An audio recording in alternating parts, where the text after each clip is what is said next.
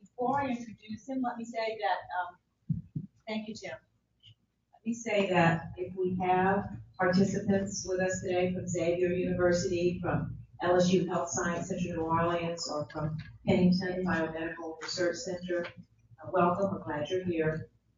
A word about the format for today.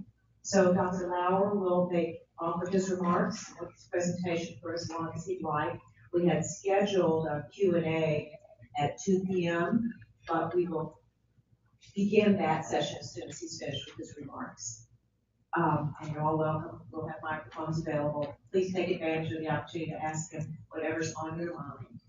So it's my pleasure to introduce our guest, Dr. Michael Lauer. He is the Deputy Director for Extramural Research at the NIH.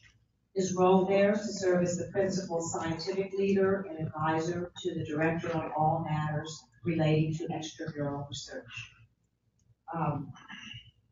His own education and training was earned at Rensselaer Polytechnic Institute, at Albany Medical College, Harvard Medical School, Harvard School of Public Health, and he also was an investigator on the Framingham Heart Study. Before taking his current post, he spent 14 years at the Cleveland Clinic as professor of medicine, epidemiology, and biostatistics. He was a leader there in a quite renowned clinical epidemiology program dealing with the diagnosis and management of cardiovascular disease.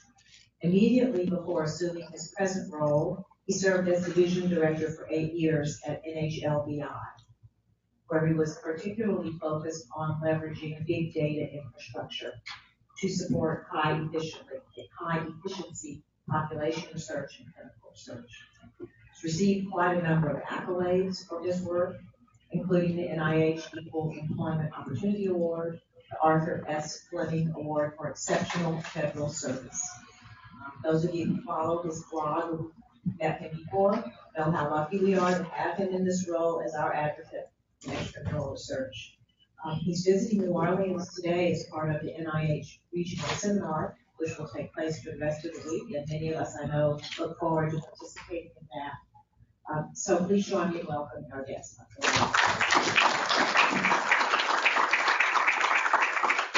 Thank you very much, and thank you very much for being here today. It's a great honor and pleasure to be here and to see some friends.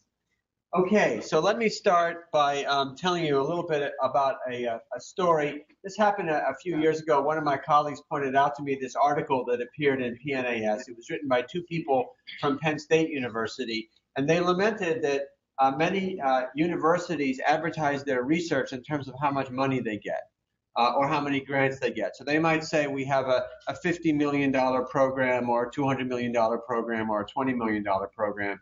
And these two authors said that would be kind of like an airline advertising itself by saying we burn more gasoline moving passengers than any other airline, or we spend more money moving passengers than any other airline. So then this begs the question as to what kind of metrics or what kind of ways do we describe how well a research program is working. So the authors present this picture. This is a simplistic view of the world. Starting at the left, there's the grant application. Then hopefully the grant gets funded. Then the research actually gets done. Then the results of the research get published, and those publications get cited. And the authors say the problem is that right now the finish line is where the grant gets awarded, and they argue that a quote-unquote optimal finish line is somewhat later on down the line. The research is done, papers published, the papers are cited. Now, some of you may be getting kind of worried that we're talking about citations to papers as the optimal finish line. It is not the optimal finish line. We'll talk a little bit later about what kind of finish lines might be worth looking at. But nonetheless, these authors do make a very important point, which is that perhaps there ought to be other things that we should think about besides simply numbers of grants and amount of money. So if we think about the left side of this story with the grant proposal and the work that eventually gets done, we're ultimately talking about two major inputs, and that's money and people. So I'm going to start by taking a look at money and people. We'll go into those in a bit more detail. This is a graphic that's put together by the AAAS. It's called the Federal Funding Dashboard. Have any of you seen this? So if you want to have a little bit of fun and you're under a lot of stress, you can go to this thing and play with it, and it makes very nice pictures. What this shows, on the x-axis is fiscal year. So on the left there is 1978, on the right is 2015. The y-axis is money, and this is in inflation-adjusted terms, and it shows federal outlays for research. So the biggest provider on the top there, the blue, is the Department of Defense. The Department of Defense is the biggest federal source for research. And then down on the bottom there is NIH, and I also put an arrow to NSF. Some of you may be interested or actually receiving support from NSF. So now let's take a look at the NIH one in a bit more detail. So now, again, on the x-axis is time from 1978 through 2015. The y-axis is money, and these are inflation-adjusted figures. And what one sees is that from the 1980s through 2003, this was a period of extraordinary growth. We went from about $10 billion a year to over $30 billion a year. And in particular, between 1996 and 2003, the rate of growth was extremely fast. This was a period known as the NIH doubling. And then it looks like the top of a mountain, because you'll see what happens in 2003. It just stops. And then from that point on, even though we're at much higher sums of money than we were 20, 30 years ago, it's been a state of steady decline. And this is an important event, and we'll think about this in a bit more detail. Okay, so we've talked now about money, and we've looked at money on a macro level. Now the next thing that we want to do is look at people. Now, how many of you think that the current biomedical research system is under stress? Okay, that's good, because otherwise we could just stop and I didn't have to answer any questions.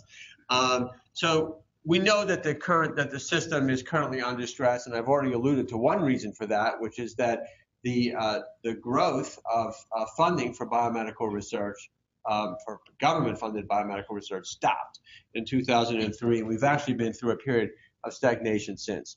So this is one very interesting paper. It was written by Judith Kimball at the University of Wisconsin.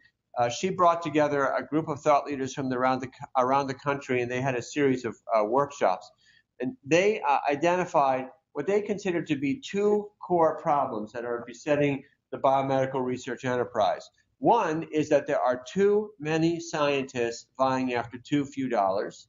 And the second is that there are too many postdocs going after too few faculty positions. They argue that everything else, like the problems we have with peer review, everything else are symptoms of these two core problems. So if we look at the idea of too many researchers, this begs the question of, well, how many researchers are there?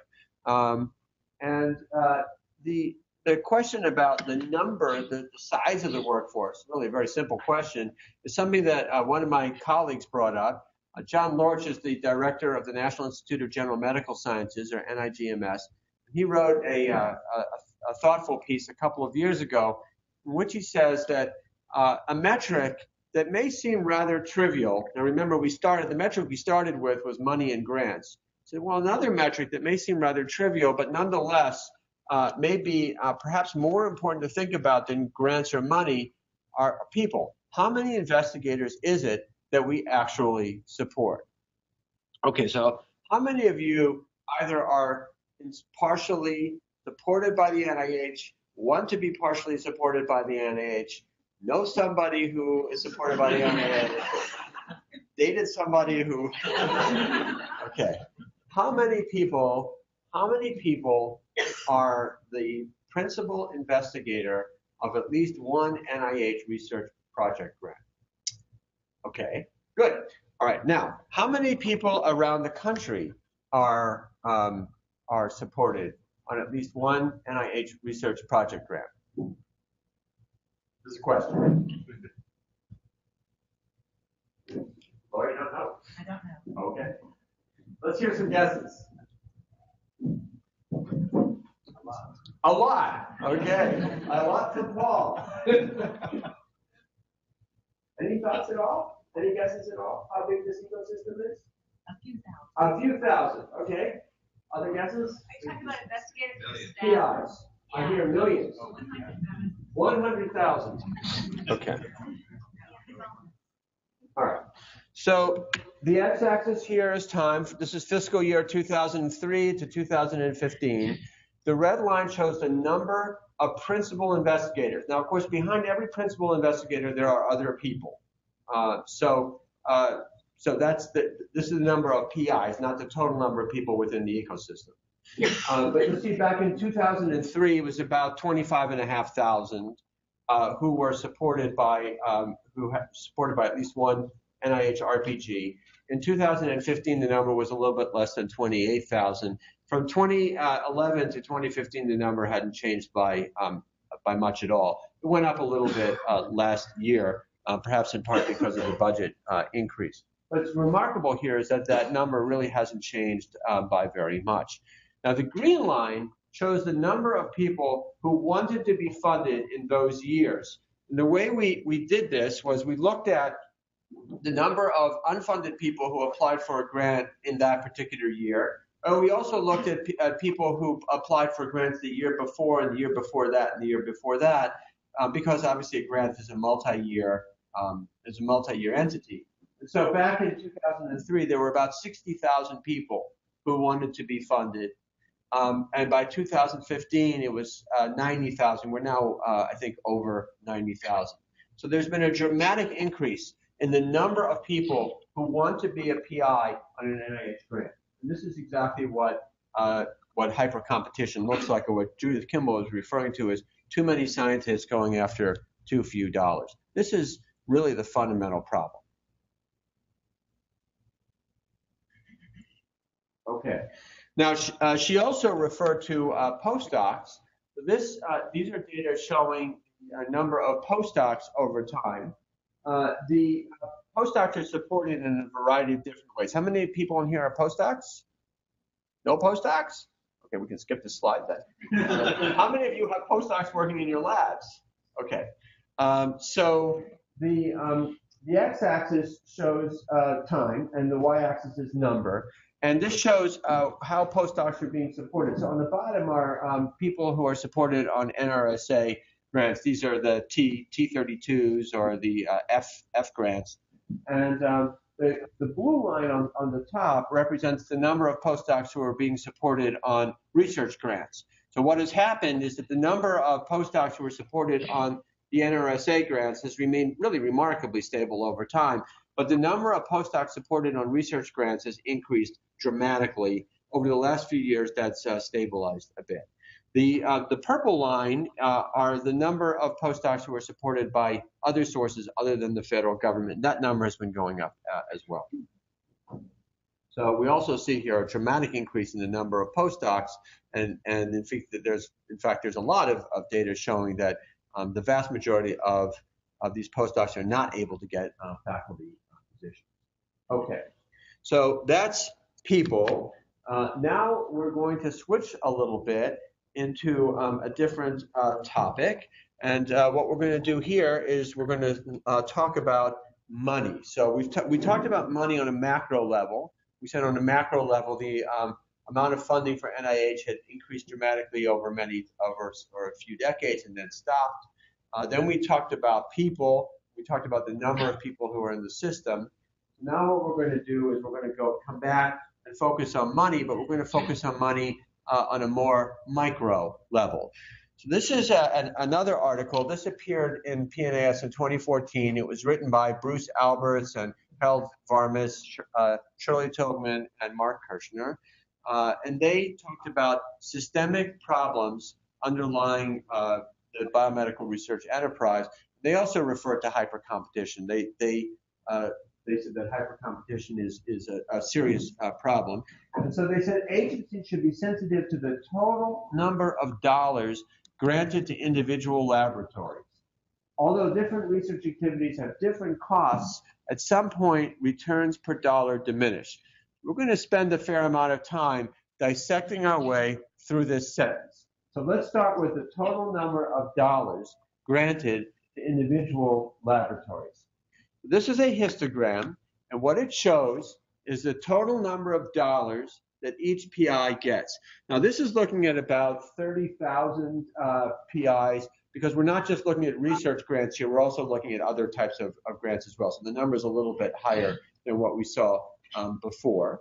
The x-axis is the total amount of money that investigator received in 2016, and then the y-axis is number. This is a histogram. I think what you'll notice here is that there's a very, very highly skewed distribution. In fact, it is so highly skewed that this plot is perhaps not all that important. So what we're going to do now is we'll focus in on up to about $5 million. So you'll see the mode is around $350,000 or so. The 90th percentile is at $1.3 million. The 95th percentile is at $1.9 million. And then you've got some folks going up all the way up to $31 million. By the way, we do consider multi-PI grants. So if, let's say you've got two people on a grant, and let's say the grant is $500,000, we're giving each person $250,000 here. So there's a very highly skewed distribution of money. And there is another way you can look at this. Yeah, sure. I assume, they're talking about laboratories, but I assume in theory you've got multi-center clinical trials. Yes. Observational. Yes, that's correct. That's correct. And we're going to get, this is a really important point, which we'll get to in a bit, which is that, as the authors just said, different types of research entail different cost structures. So clinical trials are inherently more expensive. Large animal research is inherently more expensive. So we have to be careful focusing just on money alone. Nonetheless, it's still interesting to look at. Okay, so here what we do is, this is another way of looking at the distribution of monies. So what we do is we rank each investigator. We take that person who had $31 million, that person is at the very top, then the next person is underneath, the next person underneath, and so we rank them from the top percentile to the very bottom. So that's the x-axis. So over there on the left would be the very wealthiest investigators, and over here on the right would be those who are getting the very least amount of money. And then, so we're showing here the cumulative percent on the x-axis, and then on the y-axis we show the cumulative percent of money that those investigators get. So it turns out that 1% of investigators get 11% of the money, 10% of the investigators get 40% of the money, 20% of the investigators get 56% of the money. So this is also another way of showing that there is a skew in how monies are being distributed. Now, this sort of begs the question, which is, what should it be? I think nobody would say that everybody should be getting the exact sum of money. For example, if we were going to say, well, we're going to fund a clinical trial that's on the same scale as a typical wet lab, that doesn't make any sense. On the other hand, to take the opposite extreme, we're not going to give all $25 billion of our extramural funds and give it to one person. That wouldn't make sense either. This is an interesting question that we're struggling with. There's actually been some work that's been done on the distribution of funds to different scientists. This was an article that appeared in Science a couple of years ago. And here the concern was how much money is going to individual institutions. The graph I just showed you focused on scientists. It turns out that 10% of the institutions are getting 90% of NIH money.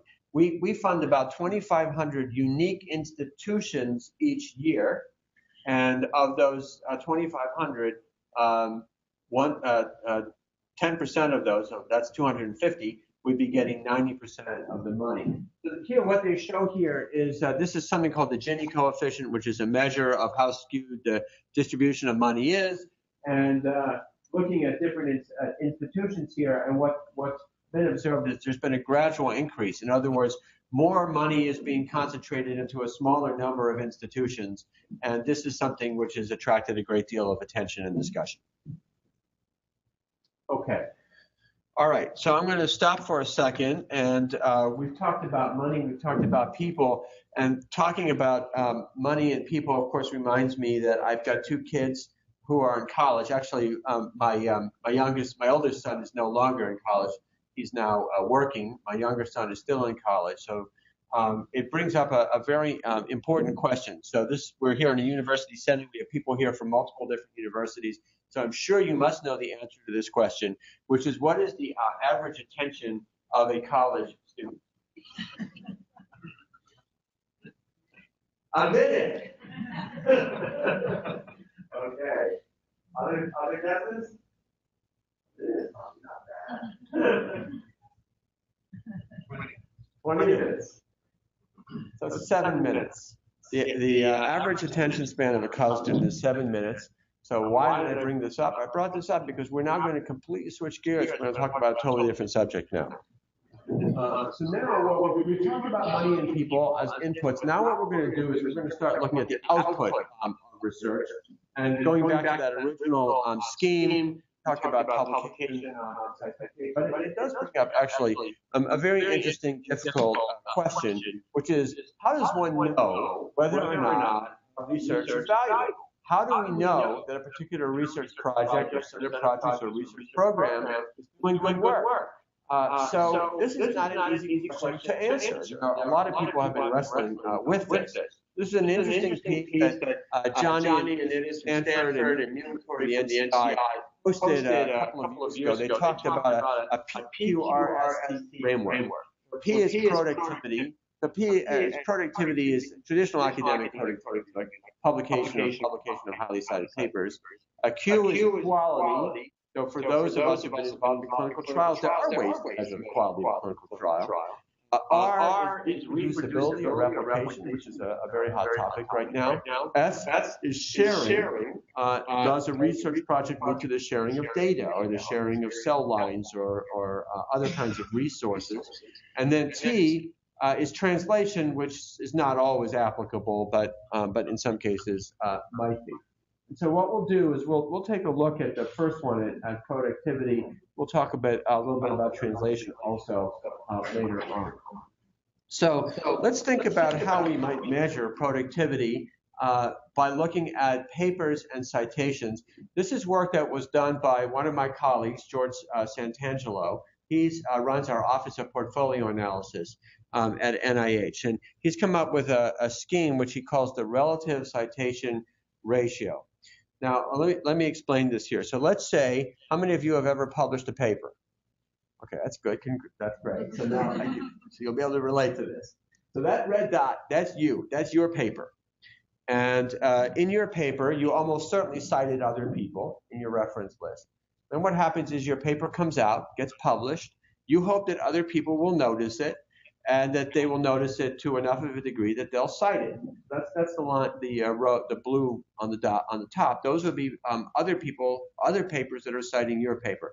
Now, they're not only citing your paper, they're also citing other people's papers. And so those are the blue dots on the right and the left.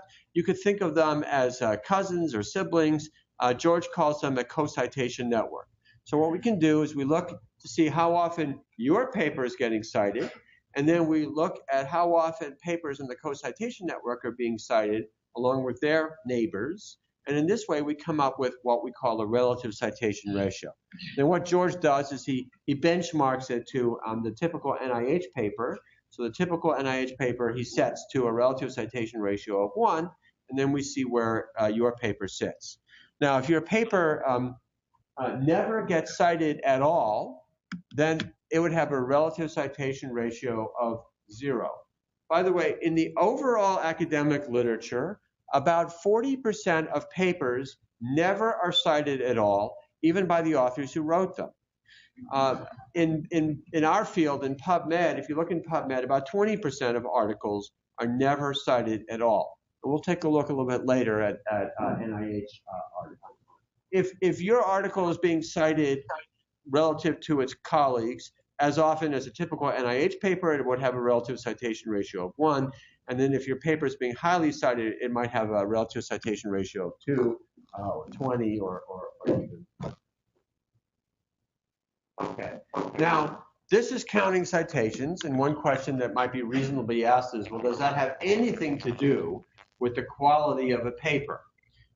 In order to know the quality of a paper, we need to have peer reviewers or experts take a look at it and give us a judgment. So George, in his paper that he published describing this last year, he showed the results of 3 studies in which a group of experts were asked to read a paper and rate it on some scale, just like a peer reviewer might rate a grant. And then he correlated or attempted to correlate that expert rating with the relative citation ratio. There were 3 different studies, and what one sees here is that there is a reasonably strong correlation. Now, this is statistical. There are really, really lousy papers that get cited a lot. There are also papers that get cited a lot for all the wrong reasons, like that they're a terrible piece of science. There are really good papers that don't get cited very much. There are really good papers that don't get cited at all until many years later, and when they're discovered. Those papers, we refer to those papers as sleeping beauties. And great example of that would be Gregor Mendel. That paper sat for 60 years until somebody discovered it, and then. But on a aggregate level, when we're looking at hundreds of thousands or millions of publications, there does seem to be something going on. Okay, so let's take a look. What we did here was we looked at PubMed papers that were published between 1995 and 2014, and it turns out we were able to get a relative citation ratio on virtually all of them. Now, what I did was I looked at all grants coming out of Tulane, where Tulane was listed as the main organization, and I pulled out the papers that were linked to those. And so I found 4,000 papers. Now, you've published many more than 4,000 papers. This is a subset of your papers. These are the papers that are directly linked to a grant in which Tulane University was the primary institution. So I think that's an important point to keep in mind. There were a total of 1.4 million NIH papers during this period. NIH makes up about 11% of all the papers that appear in PubMed. And then there were about 12 million papers that were non-NIH papers. Okay, so on the x-axis, these are your papers. These are Tulane papers. So on the x-axis here is the relative citation ratio. All the way on the left is 0, which means not getting cited at all. And you can see here, you've got some that are really high, that are getting close to 100. You'll also see that this distribution is highly skewed. This reminds you of like what the budget looked like. So the distribution is highly skewed. And this is something that we see in academic literature. This is a well-described phenomenon, that a relatively small proportion of the papers make up the large proportion of the citation impact. So because of the fact that this is such a skewed distribution, what we're going to do is we'll logarithmically transform the x-axis. So that's now shown here. So this is the same data. These are your papers.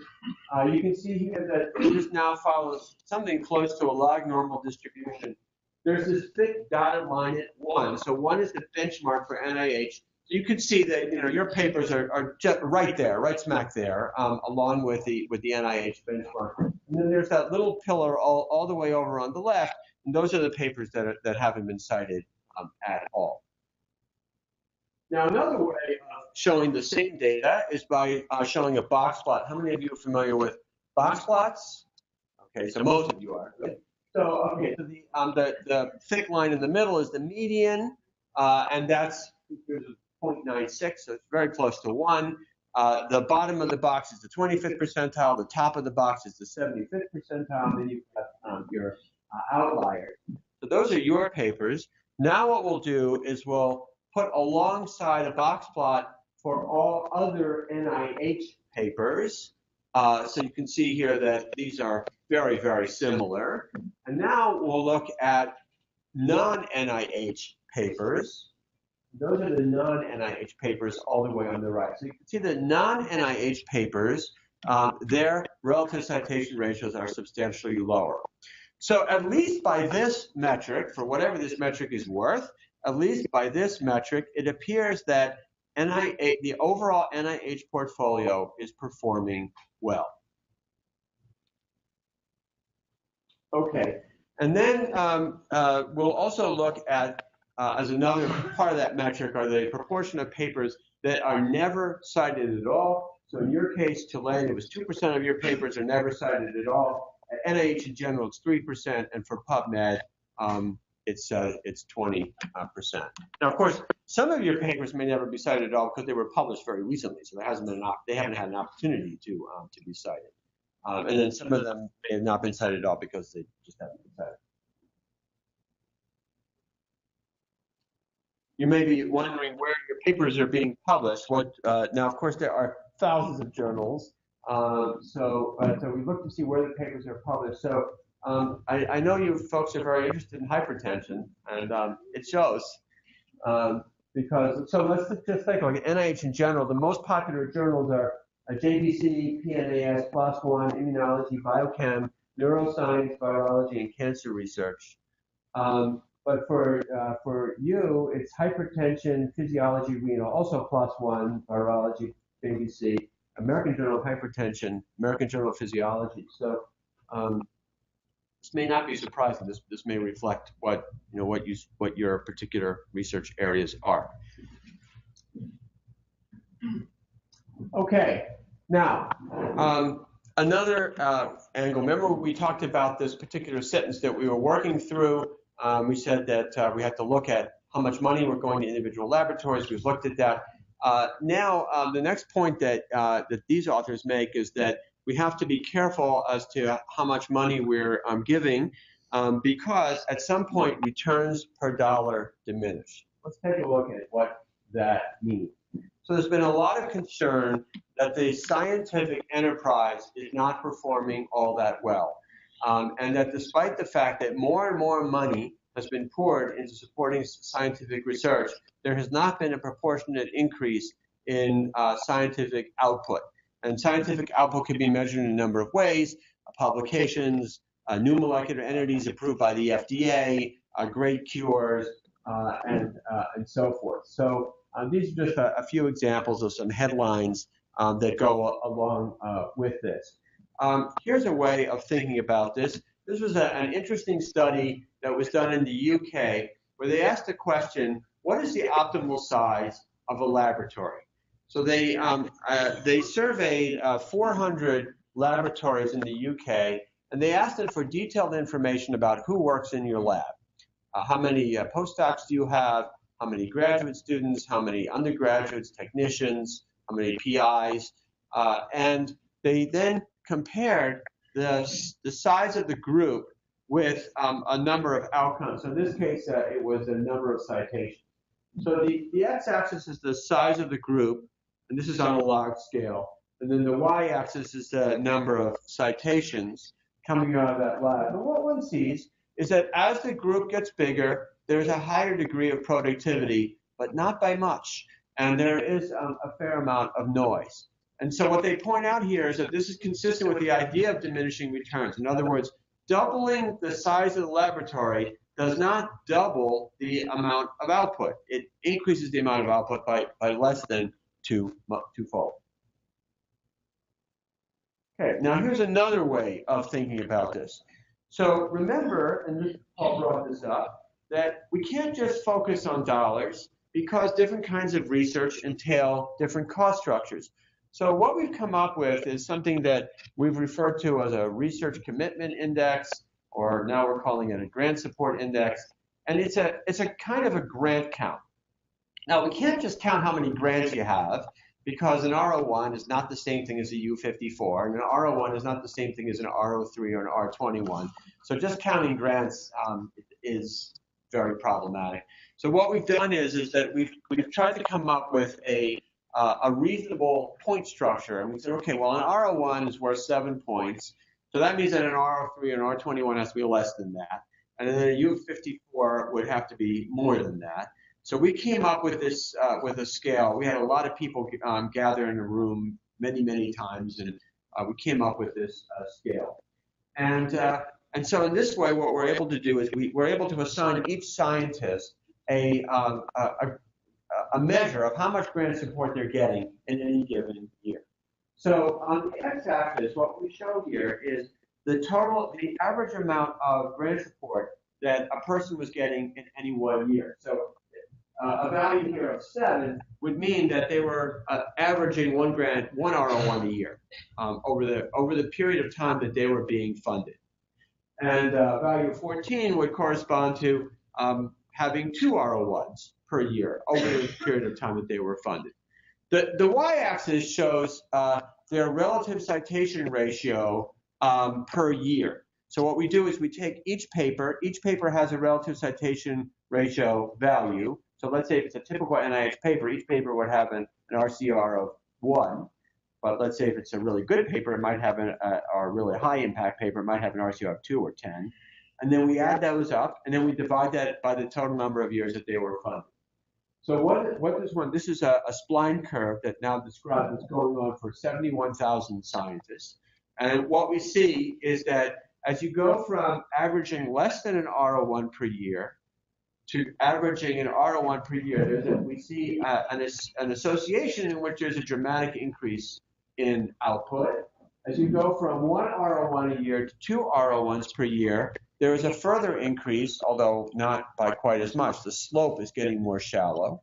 As you go from 2 R01s to 3 R01s, there continues to be a further increase in output, but the slope is continuing to get more shallow. And then once you get beyond 3 R01s, the slope is continuing to go up, but not by as much. And so this is exactly what Alberts and colleagues were talking about this concept of diminishing returns, that the incremental output for any given amount of input decreases as the amount of input goes up. Okay, so what does this mean? Why should we care about this? So this article. One of the articles is from Canada. And they did a really nice study looking at different disciplines of research, and they found exactly the same thing. And so they said, well, what this means is that from a funding strategy, what you would rather do is fund diversity as opposed to excellence. Now, I don't really like this because nobody is saying that we shouldn't fund excellence, and we don't have a problem with excellence. We have far more excellent proposals that we get than we have money to fund. But the question is that given the amount of money that you have, do you want to fund a larger group of scientists and a more diverse group of scientists rather than a smaller number of scientists who, by virtue of the fact that it's a smaller number, will be less diverse? And so they argue that these data suggest that it makes more sense to fund a larger group of scientists. Another way of thinking about this is that science, by its very nature, is unpredictable. We don't know where the next great discovery is going to be. When I was a division director, I would often get asked this question, what's going to be the next great discovery in cardiovascular disease? And the only honest answer is, I don't have a clue. And if I knew what the next great discovery was in cardiovascular disease, I would not be sitting here. I'd be doing something else. So we don't know what the next great discovery is going to be, and we don't know who's going to make it. And so therefore, it might make sense from a general funding strategy to put as many scientists as we possibly can, reasonably can, and in that way, maximize the likelihood that great things are going to happen. So now that takes me to the last part here. You may remember that we were worried that thinking about citations as an optimal finish line doesn't really make much sense. There must be something else that we're ultimately after. So what we're ultimately after are great discoveries. So some of these discoveries, for example, could be a cure, which is kind of a strange term to use. I'm a cardiologist, so we don't really usually think about curing things. But the authors of this paper, this is a paper that appeared in Cell a little over a year ago. The authors of this paper talked about so-called cure networks. What they did was they put together data from multiple different sources to tell a story about how a cure came about. So in this case, the cure is ivacaftor, which is an agent that's used for a subset of patients with cystic fibrosis. It is amazing. leads to essentially a remission of the disease. And that's, somehow let me, okay, that's the red dot that's at the very top. That's ivacaftor. And then they took data from the FDA and from the Patent Office and from Web of Science and PubMed.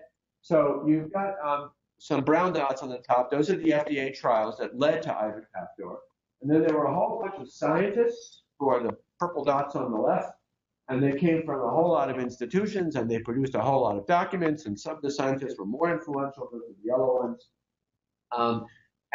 This is a picture of an event that took place over 60 years.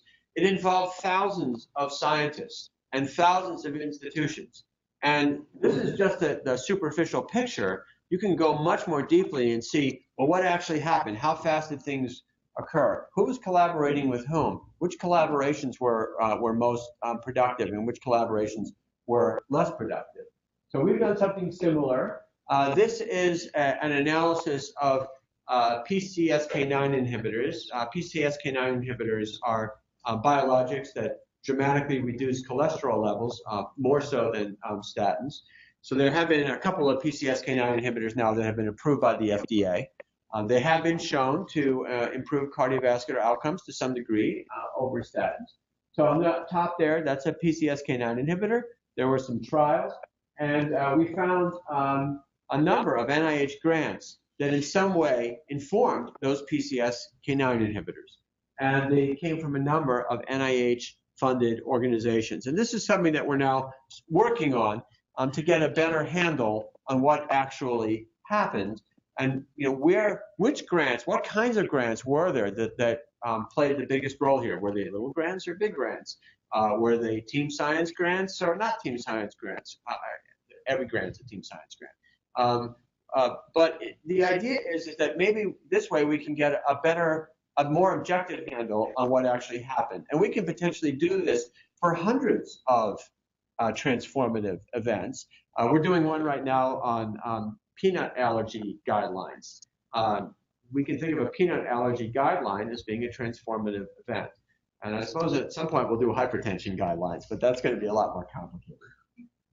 Okay, so let me end by pointing you to NIH's strategic plan. This was published in December of 2015 at the request of Congress. And in there, we point out that we're not only here to fund great science, but we also have a responsibility to be responsible stewards and thoughtful stewards of a limited amount of taxpayer money. And the bottom line is that we would like to excel as a federal science agency that manages by results. I'm a cardiologist, and in cardiology, we like to pride ourselves by thinking that we practice evidence-based medicine, or at least that some of our medicine is evidence-based. We don't practice evidence-based funding. In fact, we practice, I would say, evidence-free funding. And this is something that we have been appropriately criticized for. Johnny Anitis wrote a piece in 2011 in which he said there's a scandal that billions of dollars are spent on research every year, and we do not know the best way to distribute that money.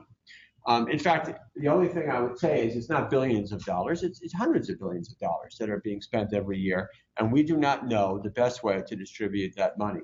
Pierre Azoulay, who is an economist at MIT, has called for federal agencies to actually turn the scientific method on themselves and do their own randomized trials to figure out what actually works best. So we're not there, but maybe someday we will actually do that. And as government agencies do randomized trials on ourselves to see what it is that actually works and what doesn't. So I hope you found this interesting. I want to thank you again very much for inviting me to be here, and I would be delighted to hear your thoughts or comments at this time.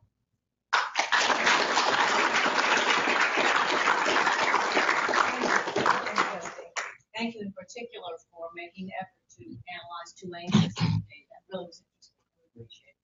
So Tim here has microphones for each of you.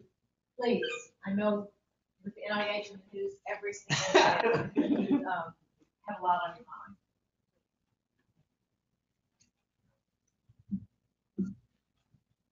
Hi, Sarah Lindsay. I'm from the Department of Pharmacology. Thank you for your talk, and I'd like to read your article as well.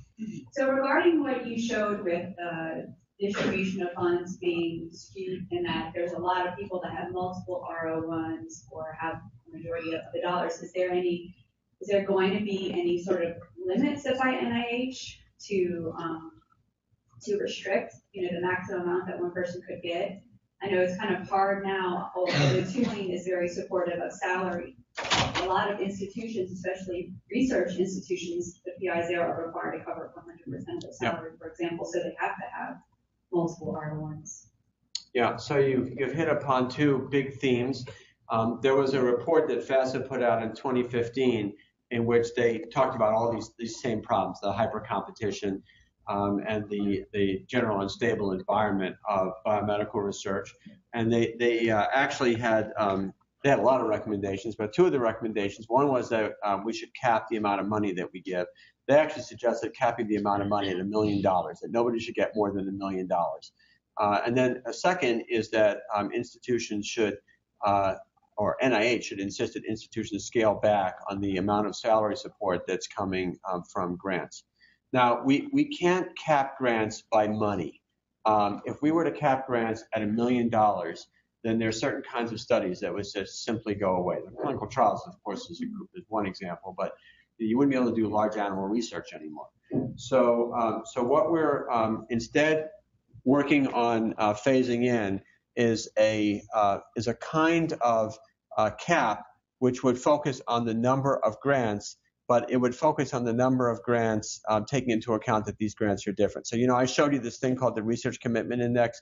So the idea is that over time, this is not something that's going to happen instantaneously, but over time, say over a period of several years, we would reset expectations so that in general, the maximum amount of support that any one investigator could get would be the equivalent of 3 R01s.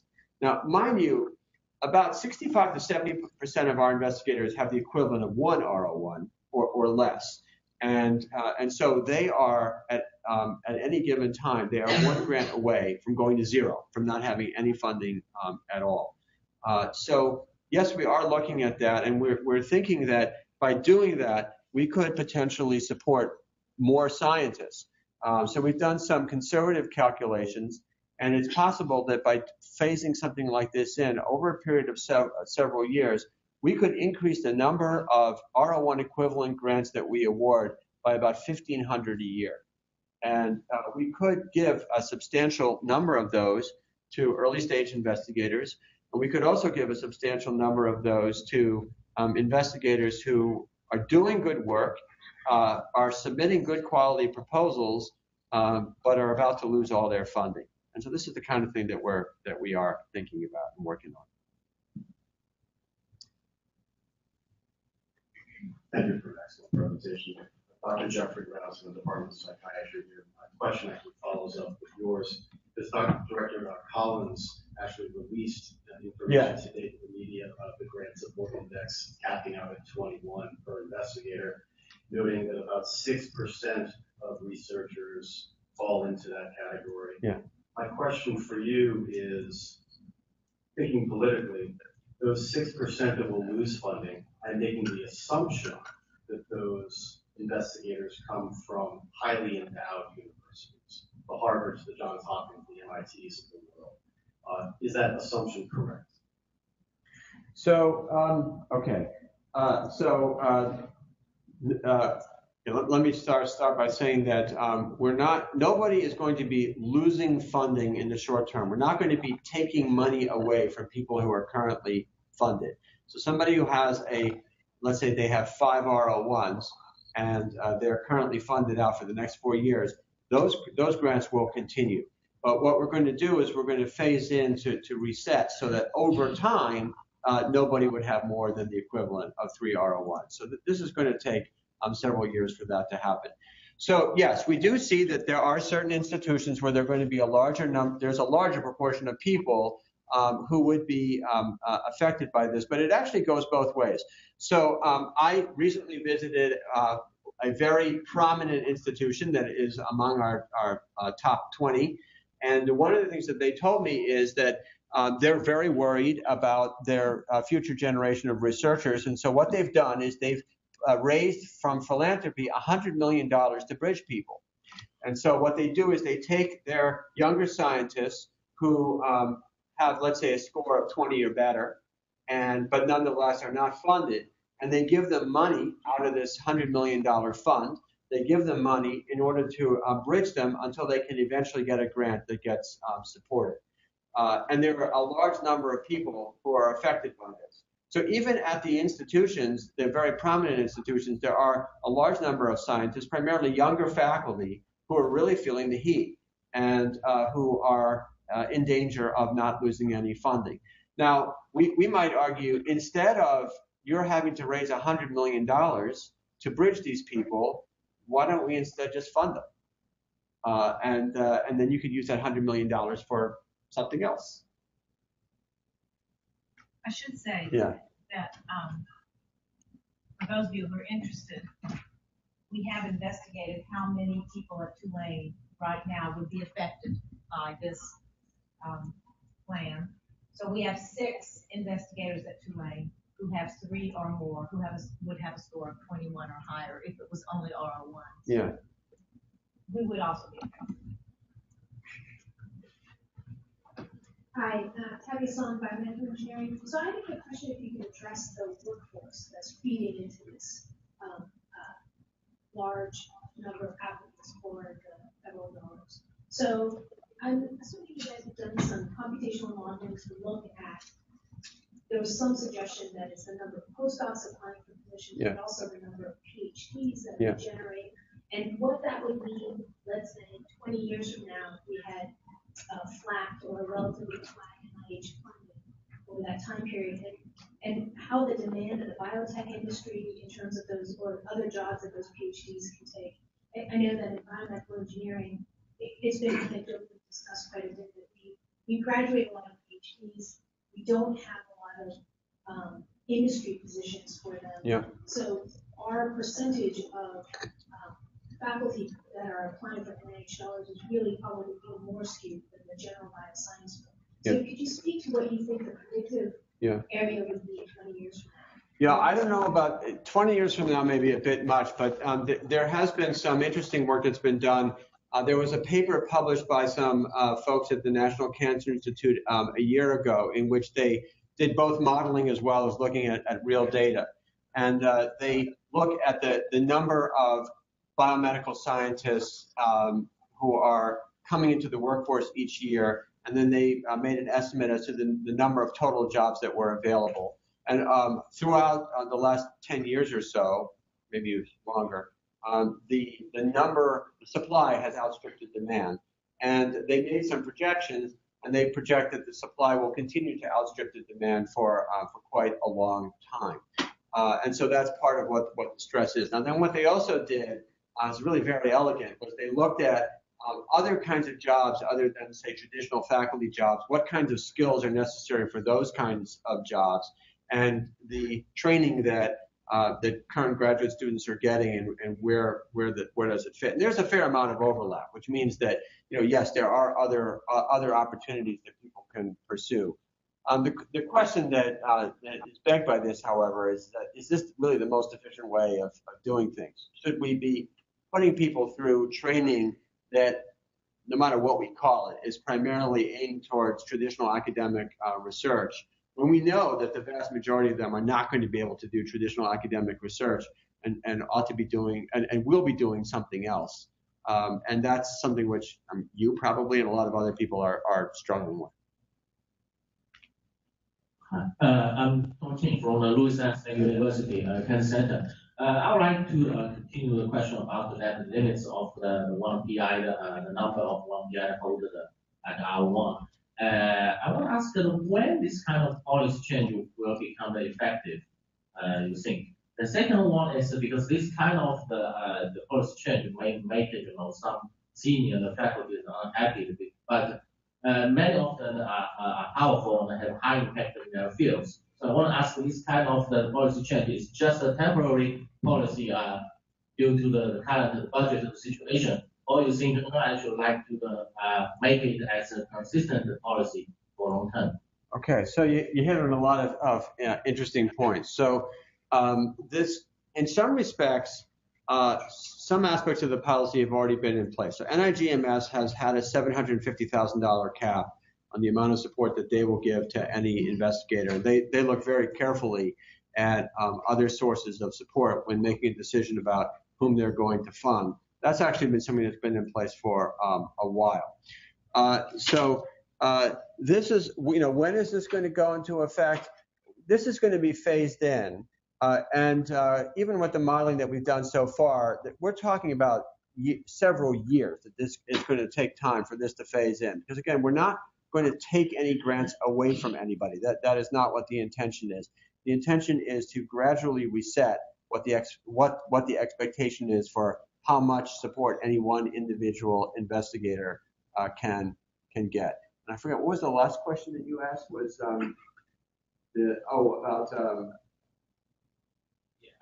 Is the policy is just temporary? Oh, so okay, so no, this has nothing to do with the budget. So this has to do with the. With two. There are two issues. One issue is the very hyper-competitive environment that we're in that has been getting worse and worse and worse. That was what I dealt with at the very beginning, which is that as a core problem that we have is that we have too many scientists vying after too few dollars. That's been true for a long time, and it's been getting worse and worse over the last dozen years. And even with the budget perturbations that we've seen, we're not going to see any kind of meaningful relief to that anytime soon. So that's one issue is that we have a very large number of extremely talented, well-trained scientists, particularly younger scientists and younger faculty who are not able to make it by virtue of the fact that the resources aren't available to them. So we'd like to be able to free up as many resources as we reasonably can to help the next generation of scientists go forward. The second issue has to deal with what is the optimal way to allocate funding. So we had a stakeholders call yesterday, and somebody said, I don't know anybody who has 3 R01s. Have you thought about limiting it to 2 R01s? There are so even though this is something, of course, we know people who are very highly funded. The actual number of people that we're talking about is a pretty small number, whereas the number of people who are one grant away from losing all funding, that's a lot. That's many, many, many thousands, probably over 10,000 that we're talking about. It's a large number of people who are only one grant away from losing funding.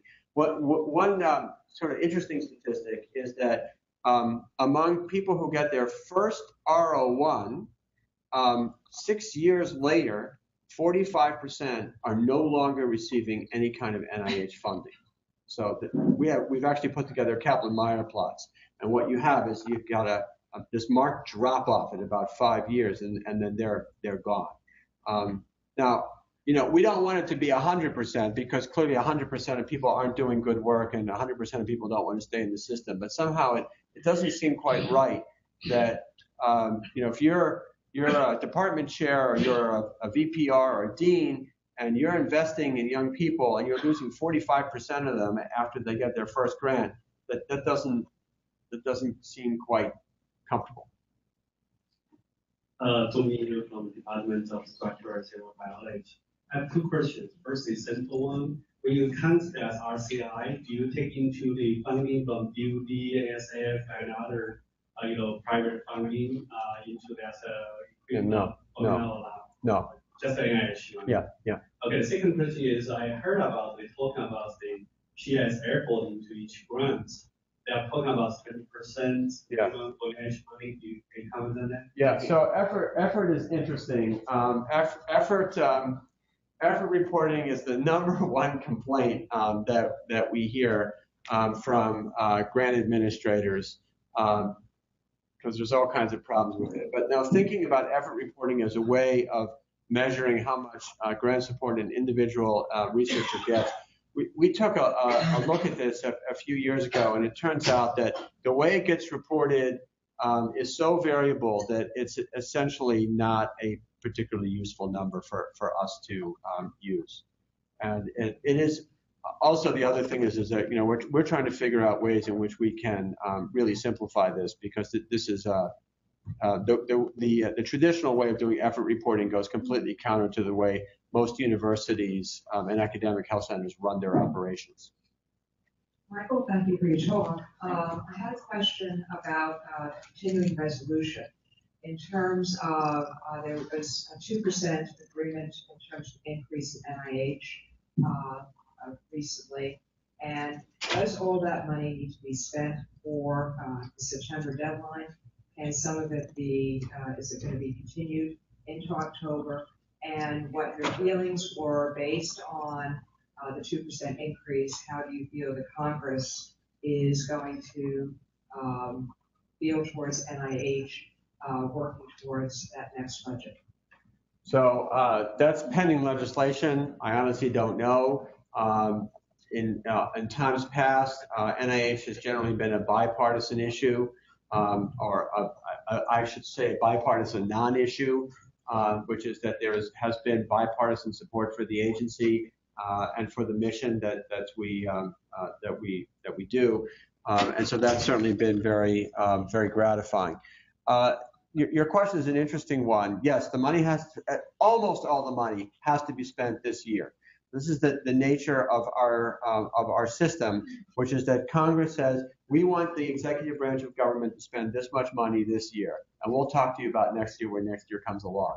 So that means that there's a bit of a mad dash in September to make sure that every last dollar gets spent, but we cannot go $1 over. If we go $1 over, we're in very big trouble.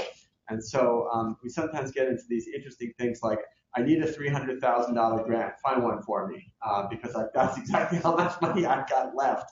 And so that is, now we do have some money that we call no-year money, which means that we are legally allowed to move it from one year to the next. It's a relatively small proportion of our budget.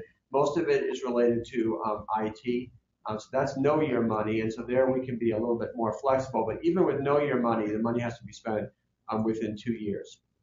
Then finally, there's another interesting permutation, which is what we call forward funding of grants or multi-year funding. So let's say you put in a proposal, let's say it's $2 million. It's $2 million over 5 years. So what we could decide to do is we could give you all $2 million now, with the understanding that it will take you 5 years to spend it. And we give you all $2 million now because we know we actually have the money. We don't know whether or not we're going to have the money in later years. So on the one hand, it's nice because we know that the project is funded. You're happy because you've got your money. But there's a bit of a risk, because what if the project bombs? Then we're in big trouble. Then the money is essentially gone. Whereas under the current structure that we have now, where a grant has to be renewed every single year, if a grant isn't doing well, we can cut off funding. I'm Catherine Burnett, School of Social Work. Thanks for presenting here and also just coming specifically to Tulane. I appreciate that. I had a question. A lot of the focus has been, the number of applicants versus those that are actually funded, and also those that get funded may not get funded a second time or a third time. Have you noticed any developments of perhaps some of those non-funded applications, being funded by some other mechanisms, new developments, or where do you know of any kind of the train? Are there some other possibilities for applicants to be funded? Yeah, that's a really interesting question. So there is a pilot project which is going on with Leidos, and the idea would be, let's say you submit a proposal, and let's say it does well, it gets a 20th percentile, the reviewers love it, but there's not enough money to fund it. So then the idea would be that you could say to us, you can give the grant to a private foundation. And then the private foundation gets the grant with all your private information and may come to you and say, this looks good. We're willing to fund it. Or, we're not going to give you $2 million, but we can give you $1.5 million. Can you do something for $1.5 million? So that's a pilot project which is going on right now. A number of years ago, I remember having discussions with the American Heart Association. We thought about something like that as well. It would be kind of a win-win because then they wouldn't have to do peer review. I mean, essentially, what they could do is they could take advantage of our peer review. The tricky part here is that because the information that is given to us is confidential, we hold it in confidence. we cannot give it to somebody else. It belongs to the government, and like everything else in the government, there are very strict rules about absolutely everything. But what we could potentially do is set up a pipeline so that you could give it to another foundation, then that other foundation may decide to go ahead and fund it. So I have a feeling that there's going to be more and more of that, and I think that would be a very positive development. Michael Berger, Department of Psychology at Tulane. Your analyses of NIH-funded investigators mainly focus on the investigators themselves. I was wondering about, are there diminishing marginal returns for funding particular universities or particular states, so looking at a higher level? Do you get a bigger bang for your buck if you fund someone in Louisiana or Wyoming instead of Massachusetts? Yeah, so I don't know the answer about institutions, and that's something that we're planning to look at. The issue about funding the states is a very interesting one. You may know Wayne Walls, who's at the University of Arkansas. He's published at least one paper on that topic. He may have published a couple more. And so the one paper that he published suggests that there may be a bias against people who are applying from smaller states. He defines smaller as per capita NIH funds. And nonetheless, that the productivity from laboratories in smaller states is at least as good, if not a little bit better. And that's based on various units of productivity per dollar spent. So there is a similar concern about skewing of money to a relatively small number of researchers, that there may also be a skewing of money to specific states and specific institutions, and that's a topic of ongoing conversation.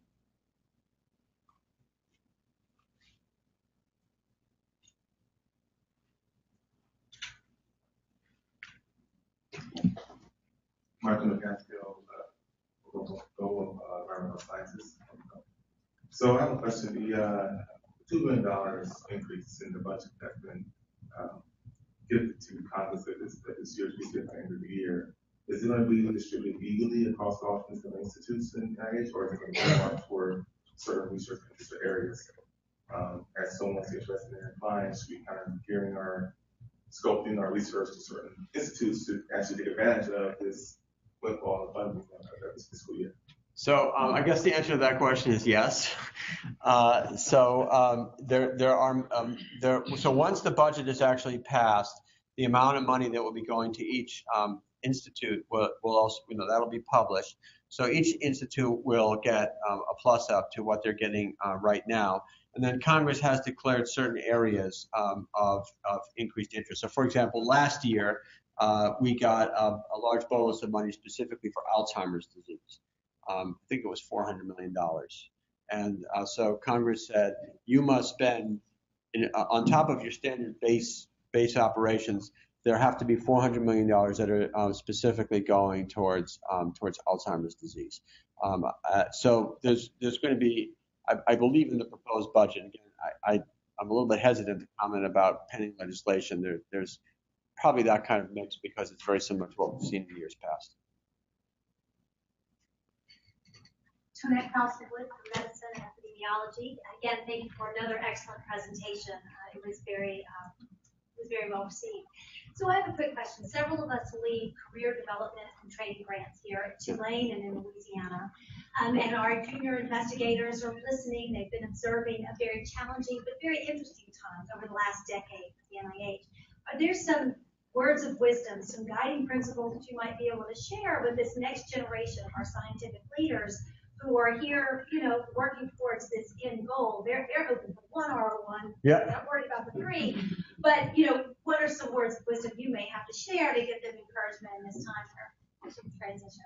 So I think one important message for all young faculty or young investigators, and this is irrespective of whether you're in research or not, is that it is not enough to aspire to be an outstanding scientist or an outstanding physician. You also have to be an outstanding citizen, an outstanding engaged citizen. And that means that you have a responsibility to know how the world works as best as you possibly can. So my word of wisdom would be join your hospital committees and find out, or your university committees, and help out, find out what's going on, learn how your operation works, and be part of the conversation to figure out ways to make it all work better. And then similarly, join your professional societies, but not only join your professional societies, become part of your professional societies. Get on their committees. My first committee at the American College of Cardiology was the coding committee. It was so boring, although I know the work was extremely important, but I mean, it was mind-numbingly boring. But nonetheless, I guess they thought I did a good job, because the next thing I knew, I found myself on some other committees that were really interesting. And so in that way, you have a much better sense as to how the world works and how you can make it better. You can't put yourself in a cocoon and just put yourself in your laboratory 23 hours a day and figure that everything is going to be just fine. Paul, Department of Epidemiology, I add to the course, fantastic lecture, and all the things you've done over the last decade and more in a really difficult area. Very, very interesting. So the metrics are challenging, and I don't even understand all the metrics. At the end of the day, of course, it is the National Institutes of Health, not the National Institutes of Research. And it's difficult to get the portfolio of all researchers and fairly manage it. I was very intrigued by your last couple of slides. I'm wondering, are there other metrics that try to get at health outcomes? Yeah, so this is a really tricky one, because obviously and here I'm in a school of public health, so this is I'm preaching to the choir here. The contributors to health are much more than just science. You have the best science in the world, but if your healthcare system is falling apart, you're not going to have good health. If you don't have the appropriate structures in place to make sure that people get appropriate prenatal care, that they get their vaccines, that they're eating well, that they don't smoke cigarettes, then that's going to have an adverse effect on health. So I think we have to be very careful about directly tying a scientific research program to health. Now, on the one hand, we can't say, oh, it has absolutely nothing to do with it. We're going to take no responsibility whatsoever. Obviously, we are one of many stakeholders or many players at the table. And so here's the tricky part about metrics, and this is the tricky part about metrics in any case. You always do have to keep in mind, well, what are we doing this for anyway? Well, what we are doing this for is because we want to live in a healthier society. That is the ultimate goal. And so we must keep that in mind when we do our work and when we do our strategic planning. On the other hand, we can't say, well, the way we're going to measure whether or not our Department of Medicine is doing good work is by looking at the health of Louisiana. That's not fair either.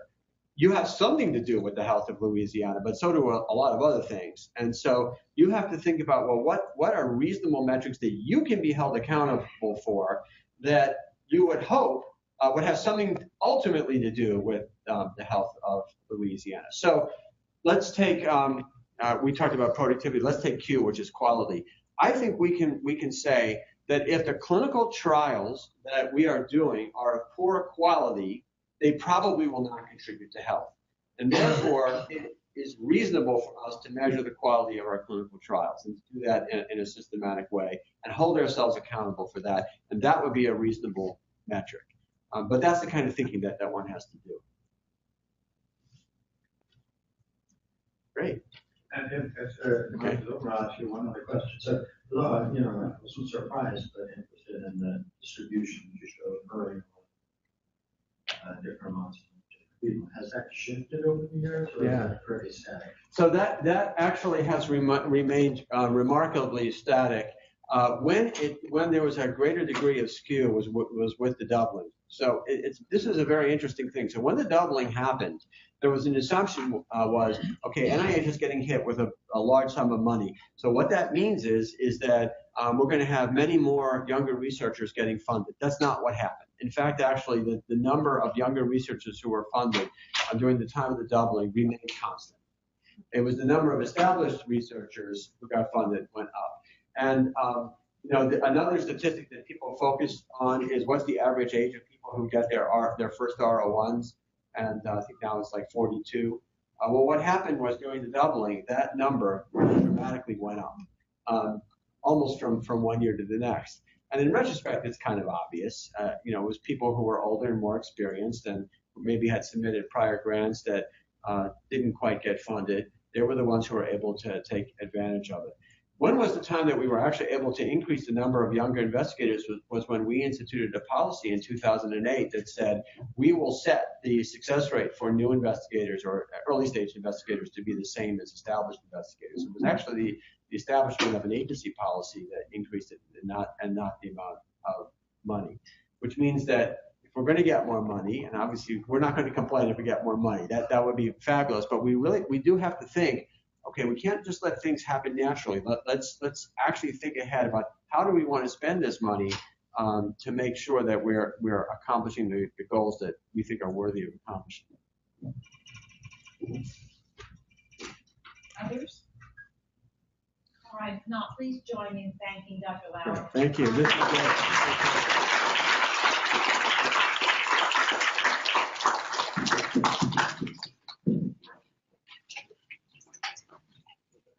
Thank you very much. Thank you. Oh, that's great. Thank you all.